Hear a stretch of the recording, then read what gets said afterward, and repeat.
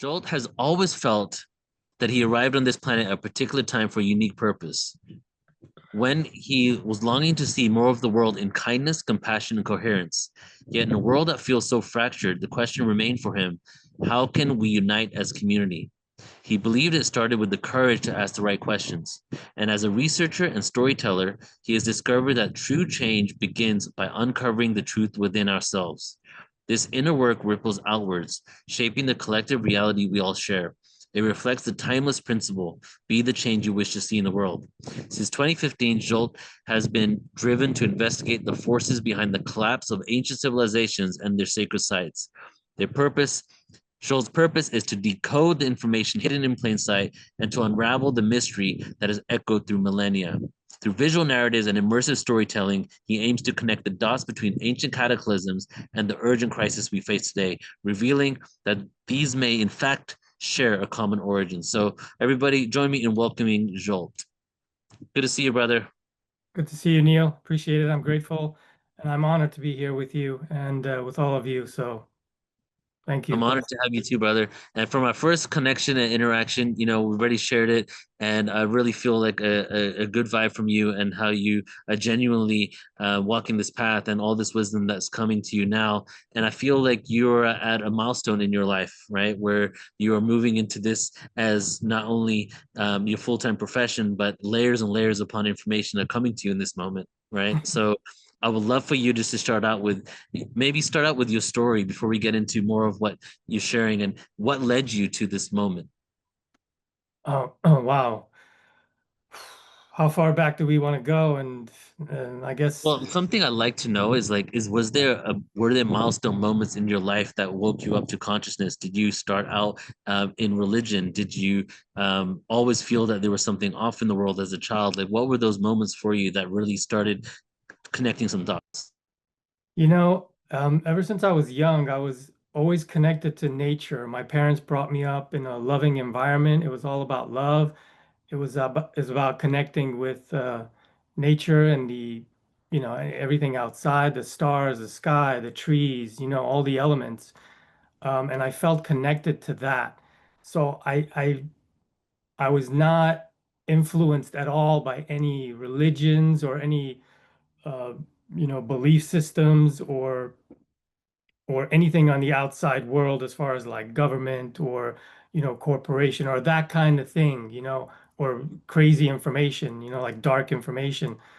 Um, actually, just a quick story. When I was around 7 years old, I had this um, accident where I was going to a movie theater with a couple of cousins and friend, and actually before we went to go see the movie, we I went to go visit my friend's mother who worked at a power plant, like a power station, and we went up to the second floor, and where they had these windows, there was like an opening, and my cousin and I were kind of like, fooling around, and I kept backing up because he kept like lunging towards me, and I ended up falling into that hole, and I fell from the second story to the first story, and from that day for about like 10 years, I had like migraines, severe headaches, dizziness, like the room would be spinning. I had, nosebleeds like on a daily basis. I was constantly in and out of the hospital,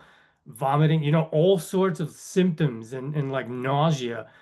And that kind of like taught me because I wasn't able to go outside, I wasn't able to play with friends, I wasn't able to run or exert myself or be out in the sun or anything like that. So my experience at that age until about, 13, 14, 15, a good 10 years until I, finally came into myself where all of those things kind of dissipated.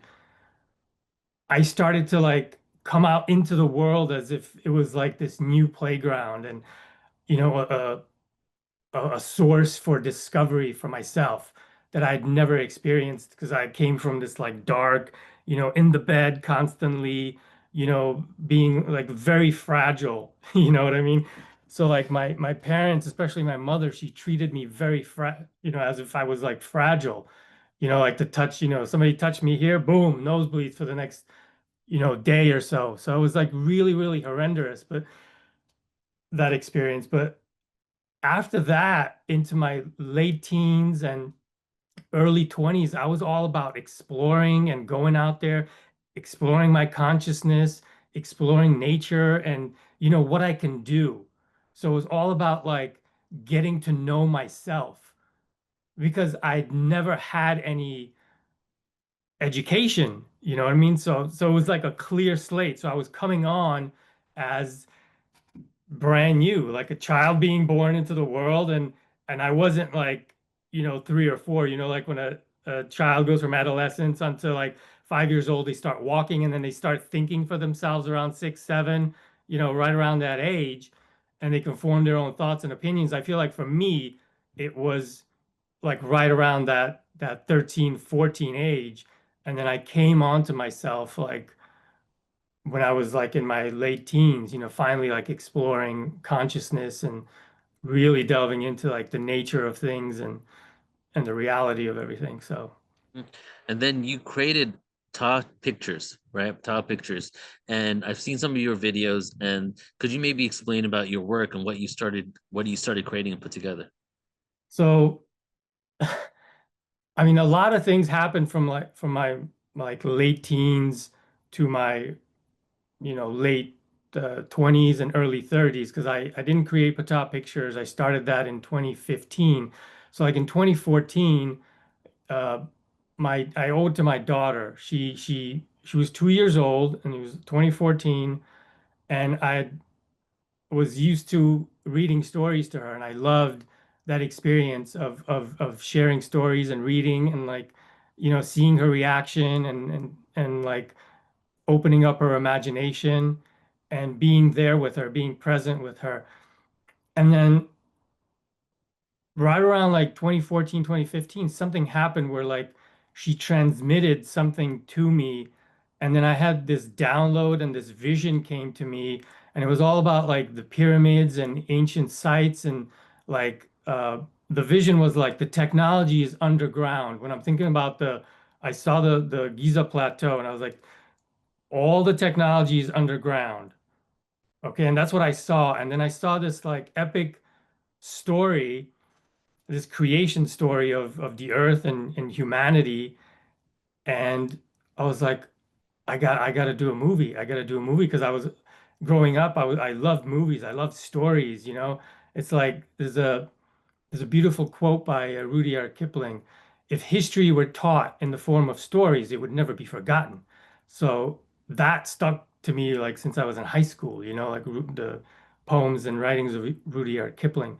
But that one thing, like storytelling and the influence of films and going to a movie theater and watching the story unfold in the visuals, that spoke to me. So in 2015 I created Top Pictures with the intention of creating this like grand epic story like Star Wars or the Marvel series where they go into different movies and then how each one connects to one another, just like unfolding creation story, talking about free energy, the science of consciousness, uh, human origins, megalithic sites, all of those things. I wanted to like put it together, in the work of Tesla, which is like a huge influence and has been for almost 2 decades for me. So, but I owe it all to my daughter, is where it essentially came from. So that says something about consciousness. It says something about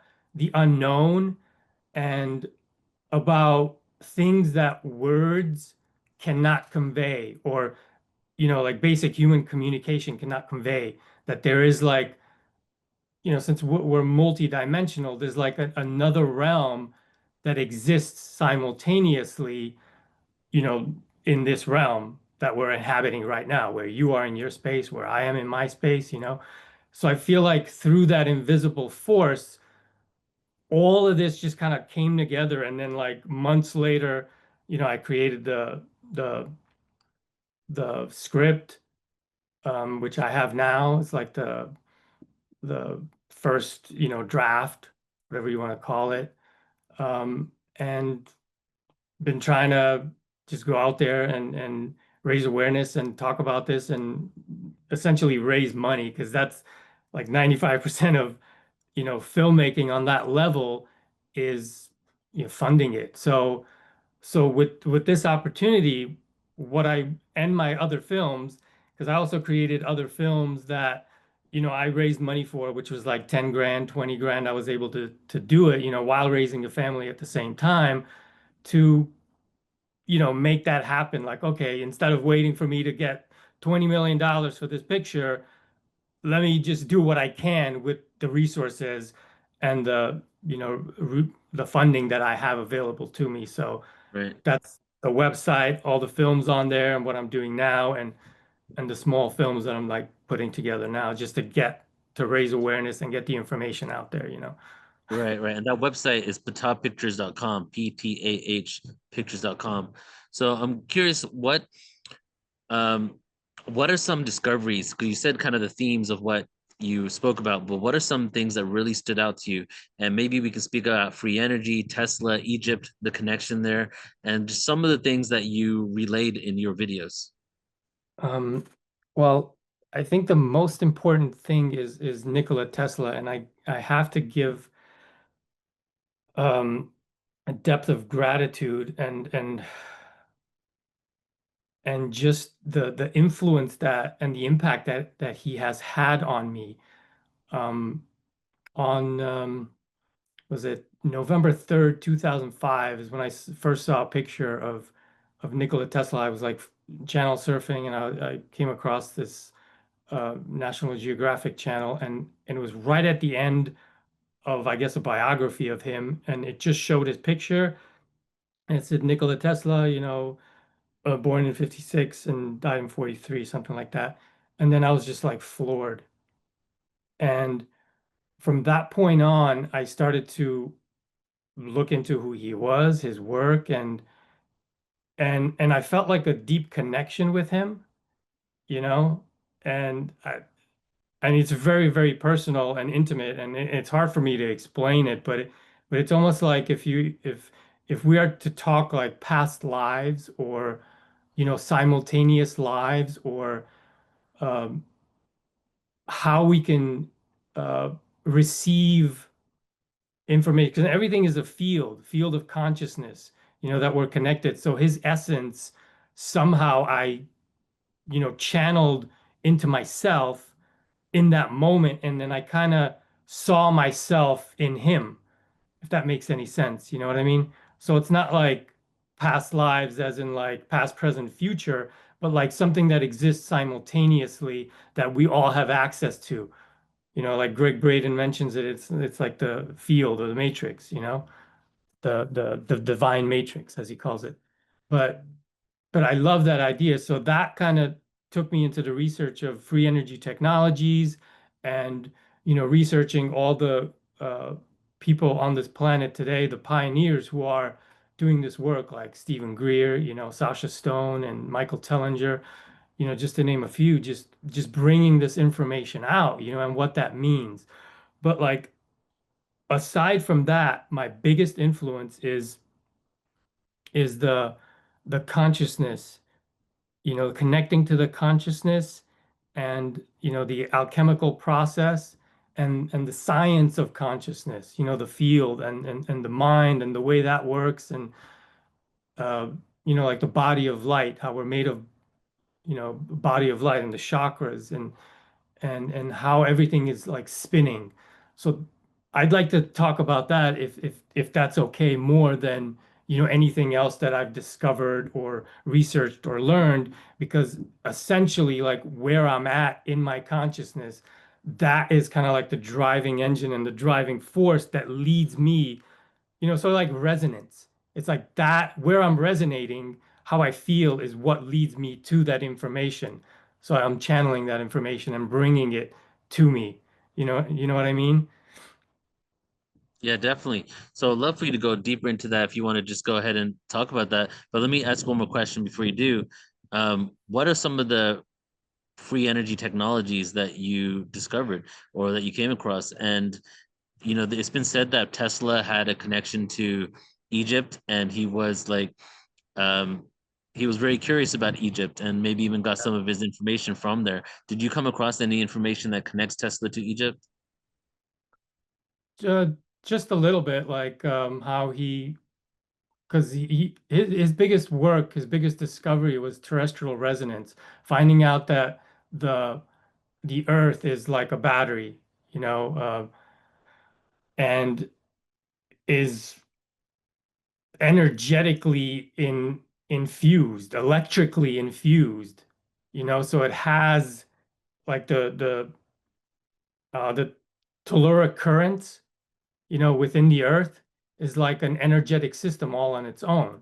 So the way what he discovered essentially is harnessing the power of the earth, the power of the ether, and harnessing those energies through the devices that he engineered, he created, and he saw and envisioned. But it all relates to him channeling what is already there. So I think that discussion is the most important discussion because, like, if we're talking, whether we're talking about us as human beings, as a collective family, or we're talking about, a device, like for instance, the CutiePie technology. I saw this video from Sasha Stone and Humanitad, where they invented this CutiePie technology in the shape of a torus. So it's like the toroidal field, basically. It's like creating a toroidal field, and through that, you're able to, use the existing system as we have it to channel electricity, but more comes out than is going in. You know what I mean? So there's your free energy.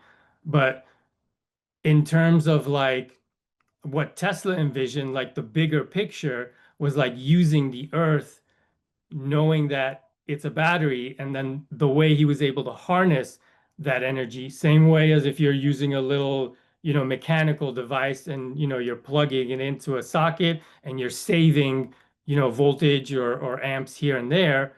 What you're doing is you're amplifying and you're magnifying that transmission, that voltage, and you're harnessing that amount, and then you're distributing it to the way he saw it across the planet. So that was like the biggest thing, and what connected me to uh, ancient Egypt and the pyramids to Tesla was that the pyramids are also created with that in mind, that it's using the telluric forces and all the natural elements and the natural forces of the planet, the ionosphere, all the natural elements that are all around us and have always been throughout existence. And it's like a rediscovery, basically. So the ancients were using it. Nikola Tesla rediscovered it.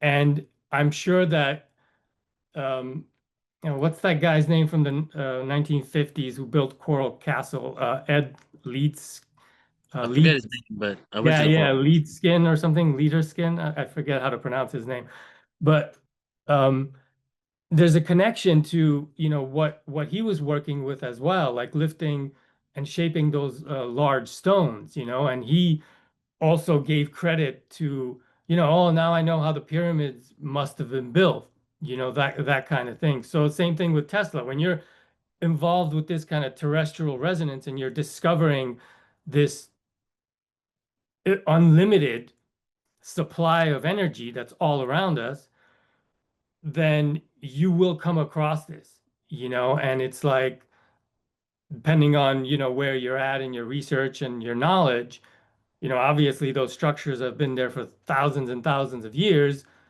So he's probably like Tesla was like, yeah, that's how they must have created it, using sound, vibration, that kind of technology. So it's just a matter of harnessing it. That's the way I look at Yeah, it. I love what you shared about Tesla seeing the Earth as a battery using terrestrial resonance, how you connected to the pyramids, because the pyramids, I'm under the awareness now that they're used so many different things, but it's almost like some sort of device that is plugged into the natural electrical grid of Earth, right? Yeah, yeah, Utilizing aqueducts, water, copper, whatever they're utilizing in an organic way. to pull energy to be able to utilize it for specific things, for different types of things. Yeah, and it was multifunctional, and I also want to give, a lot of credit where credit is due to Jeffrey Drum. He's a researcher that I came across in 2023, and just recently, late last year and this year, I really started to look into his work, and his hypothesis is that the pyramids were producing chemicals, actually, on manufacturing it on a large scale, which makes a lot of sense. Like before I looked into his work, I was studying Christopher Dunn and looking into his work, and he was a pioneer in like the new alternative uh, community, and what he's bringing forth as far as like a new hypothesis away from like the old, that the pyramids were constructed and used as tombs. Yeah, part of it is true. They were used as tombs, in dynastic times, but in pre-dynastic times, there had to be like a different function for that. And I actually have a couple of slides that highlights Jeffrey Drum's work, because I feel without his work was kind of like the missing puzzle that I was looking for, that kind of like clicked everything, all my research and everything together in the past 10 years or so, and brought it all together because it all makes sense. And it's like my hypothesis, and now I really, really firmly believe and know that we live in an electric universe, that the earth is electric, we are electric, what we create is based on electricity, storm systems, weather, it's all based on electrical potential, Right. and it's how you use it, how you harness it, how you interact with it, that makes all the difference. I read this book, it was from Robert Schoch. I'm not sure when, it was like 2005, 2006, something like that. And I was, researching the pyramids at the time, and I at the end of the book, there was a quote. It said, I'm not sure if it was the mystery or the secret that the word was used, but the mystery or the secret of the Great Pyramid is the mystery or the secret of thy own self. And when I saw this at the end of the book, I was so disappointed, because I was like, oh, I was looking for some information that's like, out of this world. And, the mystery of the Great Pyramid is within the self. Like, what does that mean? So today I understand it, that, it's about resonance. It's about, the initiation process, and it's about the internal process of transmutation, transformation through self-actualization, self-realization, and it's an alchemical process. And I feel like that's where wisdom and grace begins, which is the first step to know thyself, which is a very ancient saying, and to also to thine own self be true. What is alchemy? This is a great definition of alchemy that I found. So, in an ancestral science and art of achieving exoteric, outer or material, and esoteric, inner and spiritual perfection. Alchemy is to chemistry what astrology is to astronomy. Material perfection is for metals, gold, and for humans, longevity. Spiritual perfection is gnosis or enlightenment. The term is now broadly applied to any process of positive transformation, particularly in the realms of consciousness and the arts. I'd just like to say real quick, that sounds like a paradox to me, a beautiful paradox. Yes, indeed. It's all a paradox. That's the crazy thing about it. It's like I love Bashar the way he puts it. It's not one or the other. It's this and that. It's not, this or just that. And that's the paradox. It's both. It's like you're right at the same time. It's like, what you believe, you manifest. So it's like if you believe you're not good enough, if you believe you're, a victim or whatever, then you're gonna magnetize that. So you're right. That's true. But at the same time, you can transmute that through the alchemical process, through the body, through transmutation, self-reflection, all of that. And you could do the opposite. And that's true as well going forward. And that's the beauty of the paradox, which is crazy, but this is where we find ourselves, I guess.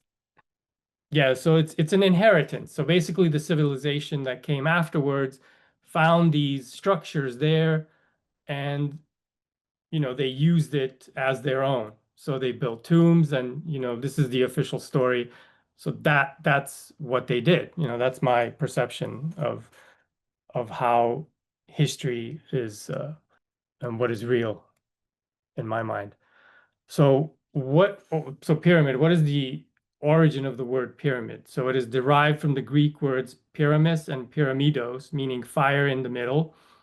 And according to oral tradition and indigenous wisdom keeper Ab Abdel Hakim Awiyan, the ancient pre-dynastic or Comitian civilization used the term pernetter.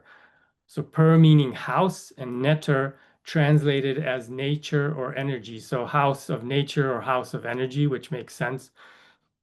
And with this understanding of per netter to be house of nature, then it's clear that these structures were never intended originally for anyone to be buried inside of them.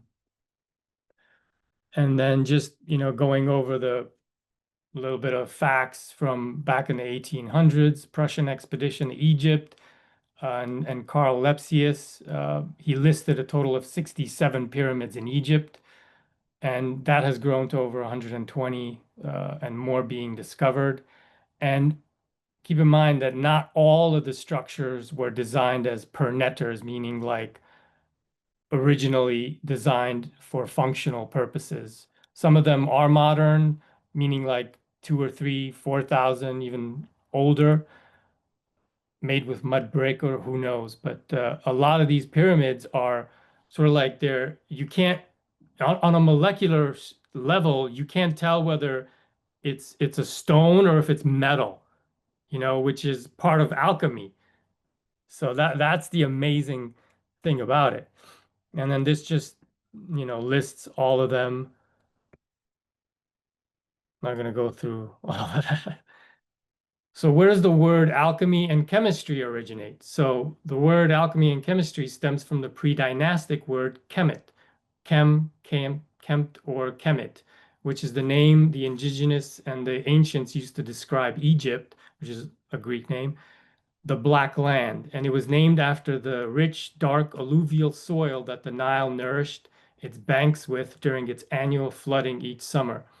So this flooding of the Nile was a celebrated event as it was responsible for the abundance of food supplied from a rich agriculture, which symbolized the fertility of all things.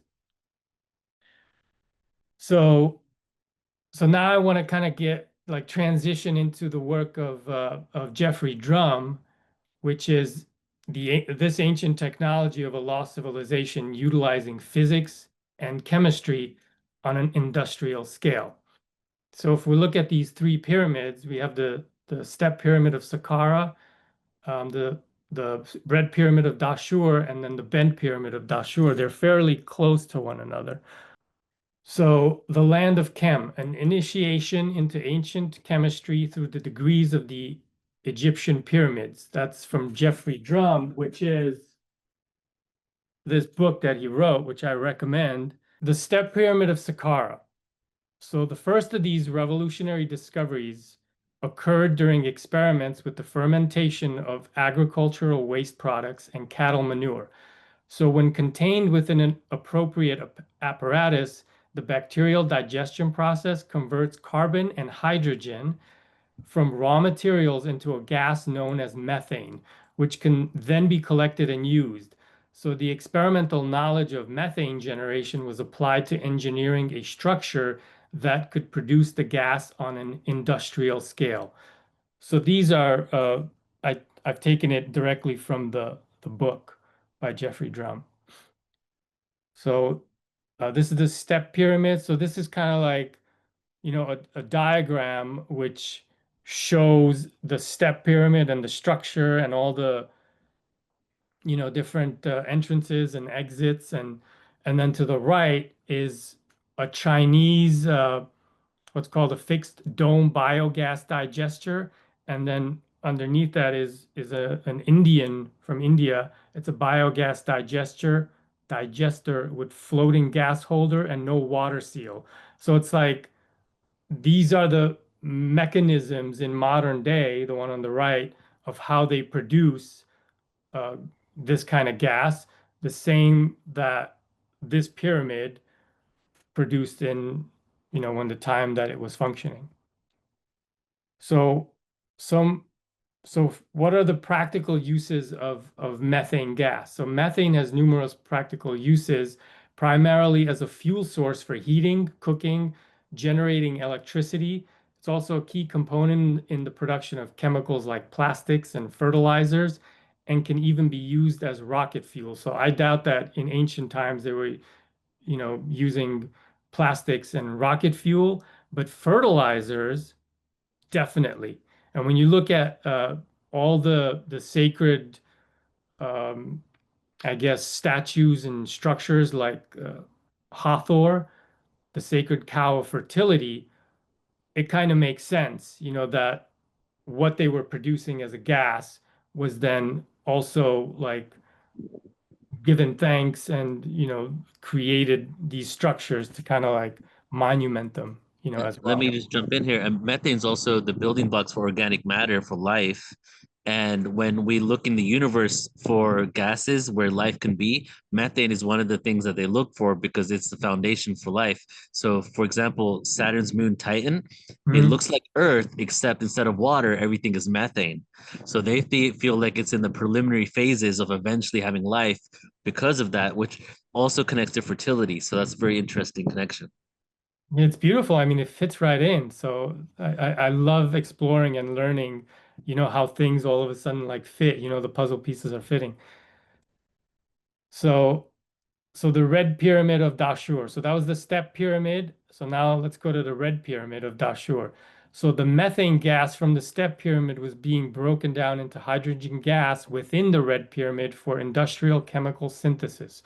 So the nitrogen and hydrogen are compressed by the water into the upper vault of the final synthesis chamber, further increasing the temperature and pressure and producing a reaction that generates ammonia gas. So here, so on the right side of the screen, you got the chambers and the internal rooms and of the structure of the red pyramid, and then on the left you have what's in the 19, I think it was 19, yeah, 1913, Fritz Haber-Bosch process for synthesizing ammonia from nitrogen and hydrogen. So this is kind of like the modern way of producing this gas. And, it was invented by them back in the early 1900s. But you can see like it's kind of like very similar in the way it's being produced. I mean, I'm not a chemist, I'm not a scientist, but this to me looks very coincidental, I guess, that it has the same, shapes, and there's three of them, all lined and joining. So then what are practical uses for ammonia? So ammonia has numerous practical uses, primarily a key ingredient in fertilizers, again, cleaning products, various industrial processes. Metal treating, ammonia is involved in processes like descaling and nitriding, improving the durability and strength of metals. So there's a, metallurgy, that also is involved. Like when you listen to Jeffrey Drum, he talks about metallurgy, and there's evidence of like I'll get to it in one of the slides in Mexico, the pyramid of Teotihuacan. So this deity, the Amon, ancient Egyptian deity, is a symbol of fertility. And then just notice the headdress, which is like crops representing agriculture and fertilization. I mean, that's not a coincidence. And the name Amun may derive from a word meaning invisible or hidden, And it's not unlike the very gas in which his name lives on that it's producing, you know? So now let's go to the bent pyramid of Dashur. So the reaction between the ammonia and carbon dioxide produces solid ammonium bicarbonate, an exothermic reaction which must be regulated to prevent the premature decomposition of the product. To finalize the product, the slurry extracted from the bent pyramid separation chambers is filtered to remove the water, leaving dry, solid ammonium bicarbonate. So this compound is an excellent high nitrogen content fertilizer that can be easily stored, transported, and applied to crops. And then there's the diagram for that. So it just looks like a machine, you know, it looks like it has a functional purpose and, you know, it goes underground and it uses the earth's elements and water and however it functions with all of these tunnels and, each has to have a specific purpose, to produce what it's producing. And then just going to what I mentioned earlier, the metallurgical applications for mining. So it's about the separation and the purification of metals. So Jeffrey talks about the Giza Plateau, how the Great Pyramids were extraction chambers doing exactly that is were used for mining applications and metallurgy. And when we look at this pyramid in Mexico, it there's liquid mercury that was found underneath, which is, I mean, mercury has historically been used in gold mining, particularly in artisanal and small scale mining operations due to its ability to form an amalgam with gold. And then it just explains like the process of how, it's like the alchemist saying of turning lead into gold. That makes sense on a level of, when we're talking about pyramids and that kind of alchemy, which is on the outside, but then also within. We hear stories of, turning lead into gold, which is like transmuting fear, into love, or like, raising your vibration from a lower vibration into an elevated, higher consciousness, level of vibration. Yeah, which is that exoteric and the esoteric you were speaking about earlier. Yeah, exactly. So it's so it like all goes in conjunction and it goes hand in hand perfectly. All right, so just final thoughts, that's a picture of me and my ex-wife now on our honeymoon in 2009 when we went to see the pyramid over there in Chichen Itza. So just final thoughts, like I was saying, human beings are also made up of all the natural earthly elements, air, earth, fire, water, ether, and not unlike these structures. So we're all part of the same energy system, attached in a symbiotic relationship and electrically joined as well. So it's like multifunctional, multidimensional, and we both have form and function. We both produce chemical reactions and we deposit minerals, humans in their bodies and the pyramids within the structures themselves. And we both go through complex yet simple processes and stages of alchemical purification, transmutation, and transformation. As above, so below, as within, so without. In my research, that's when everything kind of like coalesced and it fit together. When he mentioned that the power source is his hypothesis that that's what gave the power to these structures to function was lightning.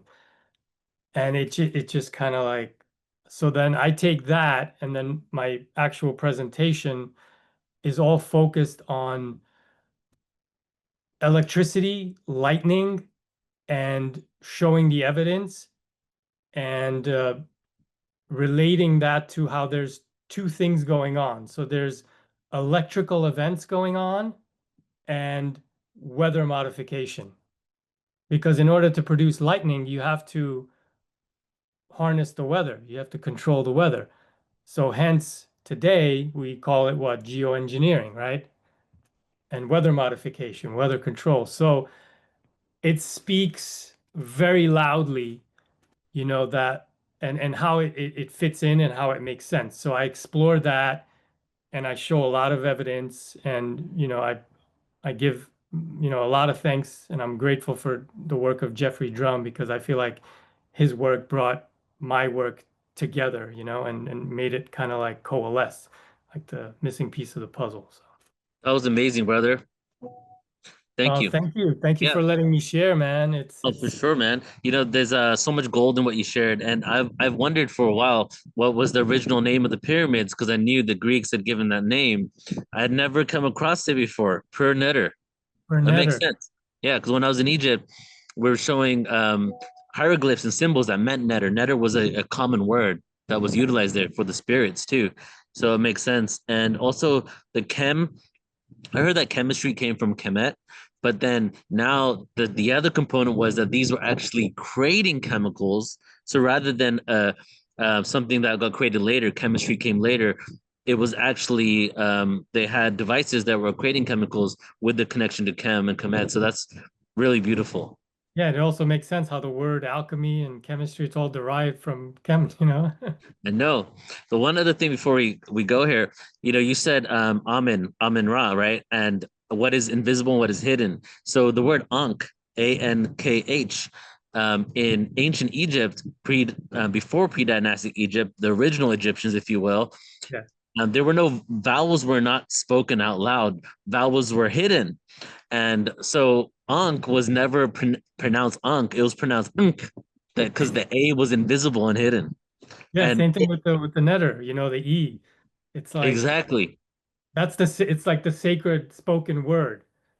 Yeah, That's what the vowel sounds is like, oh, 100%. It was these sacred symbols that were only utilized in specific practices and ceremonies. And I feel that maybe where they're incorporated into the world as we lower it in frequency in order to activate certain parts of ourselves. Because maybe at one point we didn't need it, but then we started incorporating, because even saying the word ah is a heart opening sound, right? Yeah, yeah. It's like Yeah, aloha or even Ptah. It ends with that. exactly. Allah, even. Yeah, Yeah, yeah, exactly. It's yeah, it's it's beautiful.